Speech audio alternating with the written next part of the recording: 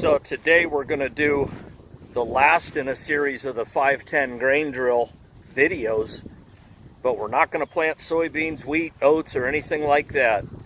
Check this out.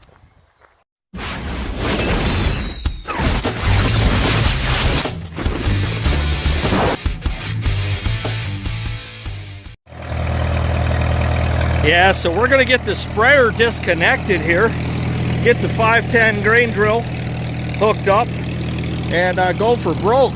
I already have the corn seed in the grain drill, and I will show you how I'm going to make my 28-inch rows in just a second. And today we're going to go ahead and plant corn. That's right, we're going to plant corn, and I'm going to show you how to do it with a 510 grain drill. All right, so here we are. We have the original chart that it came with, and if you look right here, we have ensilage corn. All right, you set it on number 8. You come down here, that's going to be 49 pounds an acre. All right, I'm going to go a little bit heavier than that, and actually I'm going to do 67 pounds right there an acre. And so I'm going to have it set at 10, which I already have it set at 10. Oh, how nice. I don't even have to adjust anything. And that is, again, ensilage corn. A bushel of corn is considered 56 pounds. A bushel of soybeans is 60.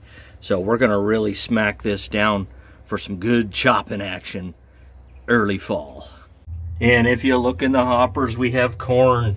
We have untreated soybean seed. We have treated soybean seed. And the reason the 3 of these are in here, the 3 types of seed that are in here already, is because I do food plots for people. And this would be a corn-soybean combination. All right, you come through, you plant your soybeans, you plant your corn right with it. Now, again, soybeans is a legume. It puts nitrogen into the soil. Corn is a heavy feeder. It likes to eat a lot of nitrogen. So as the soybeans are putting the nitrogen into the soil, the corn's taking it out. So it's a symbiotic relationship. We'll just go there. And yeah, I've had this in here a while, so we're actually starting to get growth. Look at that. Wow, a soybean seed growing in my hopper. That's not cool. Especially when they grow better in the hopper than they do in the field because of the woodchucks. Now, somebody asked me, they're like, can you use that to plant, blah, blah, blah? It's like, no. But you can use this to plant 28-inch rows if you want to. And what I'm going to do is I'm going to clean all this seed out of here with the shop vac. I will spare you the agony of watching me do that. But I'm going to leave the first one open. I'm going to close, open, close, open, and there you go. We're going to be on 28-inch rows, and you could actually use a 30-inch corn head to pick that. And I'm going to tell you something else. I've picked corn with my bean head with a fair amount of success. Not advisable, but it can be done. It's just a fact. So let's get this thing taped up, let's get to the field, and let's get some action in. And I want to explain something really quick to people that are not farmers. The very genesis of putting any crop into the ground or into a field is a soil test. Now, I know a lot of guys who go out and they'll just put triple 19 down, they'll call it even, and they'll plant corn. I'm not one of those guys. I draw a soil test off every year. I want to know. Inquiring minds want to know. And I'm in that pile of inquiring minds. So I'm going to know. I want to know the pH. I want to know the NPK, the nitrogen, the phosphorus, the potassium. Soybeans require a lot of potassium. They absolutely do. They also do require nitrogen, but that's for a whole nother segment in and of itself. So just to be clear, this has been soil tested. I'm going over to where I called a mulch to plant corn, and that has been soil tested as well. It's been limed. When this is harvested this year, these soybeans, there will be 2 tons per acre spread here with a lime truck, and we'll be good to go for the fall, or for the spring I should say. It takes about 3 or 4 months for ag lime to work its way in the ground and make a difference. So I do it every year. This tested out at about 6.4, 6.5, somewhere in there. I'd like to get it up as close to 7 pH neutral as possible. Doesn't have to be. I can absolutely put out a good crop at 6.3. I have in the past. I will in the future, but that's just something I wanted to clarify. It's just not all fun and games hopping on a tractor and go, go, go. There is a little bit of science put into this if you're doing it right. Well, and here we go on the first pass. I got the lid up for ease of access, but we're gonna go and plant, see how it works.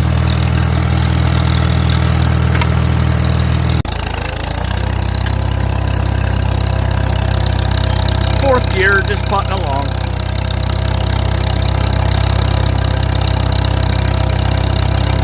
Ground got kind of crusted. I want to see how this goes in after one pass here. Beans aren't looking too bad, I guess. I don't mean to be running them over. Definitely weed free.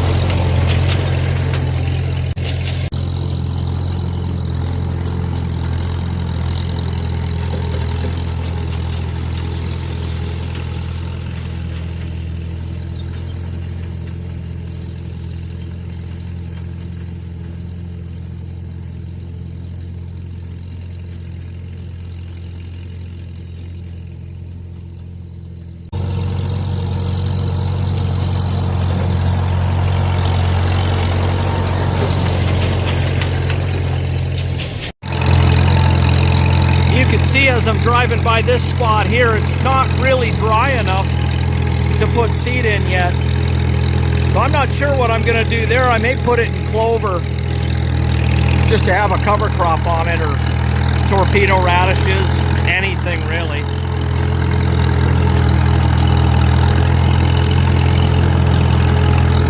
So I had to kind of swerve around that spot. In a normal year, this time of year, I wouldn't have had to do that. It'd be dry as a bone, essentially.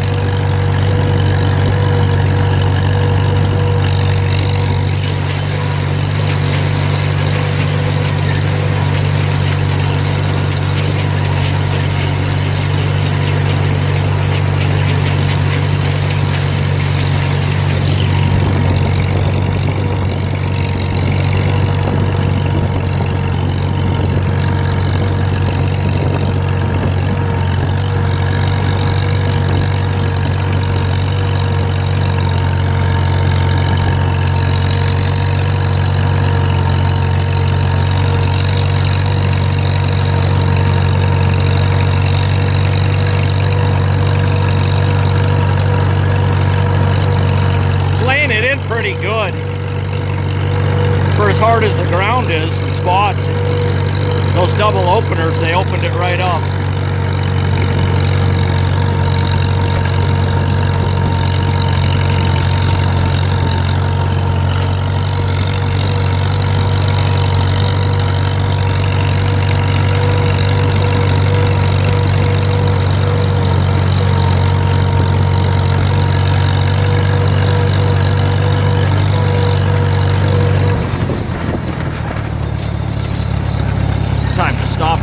seed out a little bit here.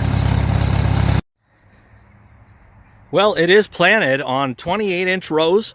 This would allow me, if I was going to come in here and pick this, to come in with a 30-inch corn head and pick it as well. So being 2 inches off would still allow you to do that. So it's planted. I'll keep you updated as far as crop update goes.